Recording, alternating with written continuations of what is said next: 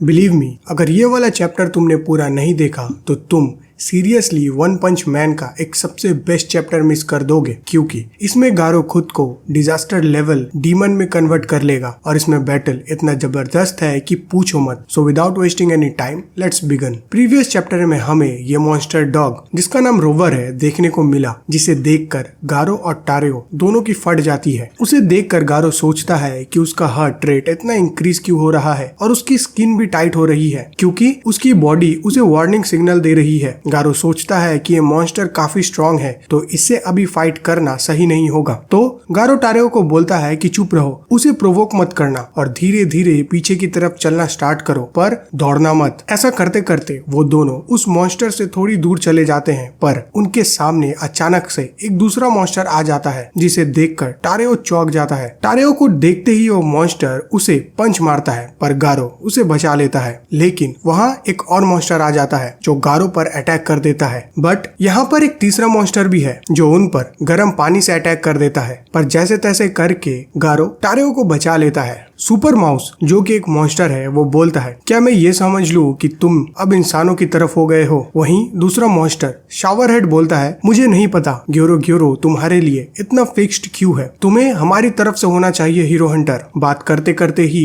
एक तीसरा मॉन्स्टर यूनिहॉर्न गारो पर अटैक कर देता है, पर गारो उस अटैक को डॉज कर देता है। फिर एक एक करके बाकी मॉन्स्टर भी गारो पर अटैक करते हैं, पर गारो भी उन्हें उन्हीं की भाषा में समझा देता है। गारो को ऐसे फाइट करते हुए देखकर टारेओ बिल्कुल चौंक जाता है। गारो को ऐसे लड़ते हुए देखकर शावर हेड बोलता है, तो हीरो हंटर सिर्फ बड़ी बड़ी बातें करने वालों में से नहीं है। गारो उसे बोलता है, मैंने तुम्हारी तरह काफी मॉन्स्टर से लड़ाई की है, अब डिजास्टर लेवल का कोई मायने नहीं रखता है। तुम लोग बस फालतू मॉन्स्टर हो जो कि फालतू बातों से मैनिपुलेटेड हो। उसकी बातें सुनकर माउस हेड बोलता है, हमें ग्योरो ने इवेलुएट किया है। वो अपने मन में सोचता है कि लगता है ये हमारी पावर्स को मेजर कर सकता है। उसकी बातें सुनकर गारो उसे जवाब देता है कि तब इसके हिसाब से तो मैं डिजास्टर लेवल ड्रैगन से भी ऊपर हूँ। इसी बीच शावर हेड और यूनिहॉर्न गारो पर अटैक कर देते हैं। यूनिहॉर्न के अटैकिंग स्टाइल को देखकर गारो को स्ट्रिंगर का याद आता है जिसने उस पर पहले अटैक किया था, तो वो काफी आसानी से उस अटैक को डिफेंड कर देता है। उसको ऐसा करते देख दोनों मॉन्स्टर चौंक जाते हैं कि इसने इस अटैक को डॉज कैसे किया, पर तभी उन्हें टनल की दूसरी साइड से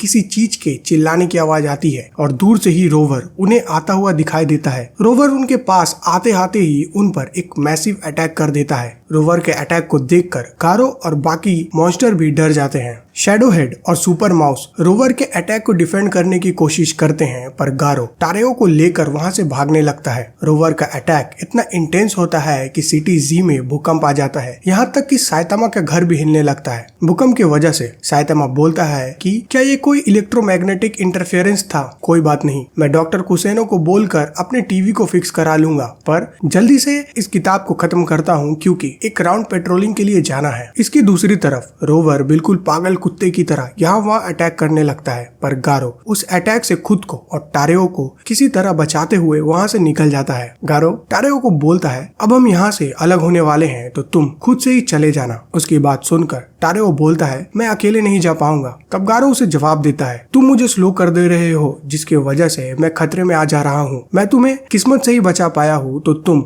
अब खुद ही अपने आप को देख लो। रोवर को आते ही देख और गारो की बात सुनकर टारेओ वहाँ से भागने लगता है और जैसे ही रोवर अटैक करने वाला होता है, गारो उसके पैर में अटैक करने लगता है। गारो को देख के रोवर रुक जाता है और फिर उसी पर अपना अटैक कर देता है। वो अटैक डायरेक्ट जाकर गारो को हिट करता है। अटैक की वजह से गारो को लगता है कि वो अब मरने वाला है। उसे एक कोको कोला पीने का मन करता है। वो सोचता है कि मैं भी हीरोज की तरह मॉन्स्टर से लड़ना चाहता था, पर किसी ऐसे मॉन्स्टर से नहीं। उस बच्चे की वजह से मैं हार गया, अब सब खत्म होने वाला है। और तभी उसे अपने बचपन का फ्लैशबैक हिट होता है जब वो टीवी पर मॉन्स्टर्स को देखता था। गारो पर किया गया रोवर का अटैक इतना इंटेंस था कि अटैक की वजह से मॉन्स्टर्स हाइडआउट का काफी सारा फ्लोर भी तबाह हो गया था, पर गारो उस अटैक को सर्वाइव सर्वाइव कर लेता है, पर रोवर फिर से उस पर अटैक कर देता है। बट इस टाइम गारो अटैक्स को डॉज करने लगता है। उसको ऐसा करते देख रोवर गोल गोल घूम कर अटैक करने लगता है। उसके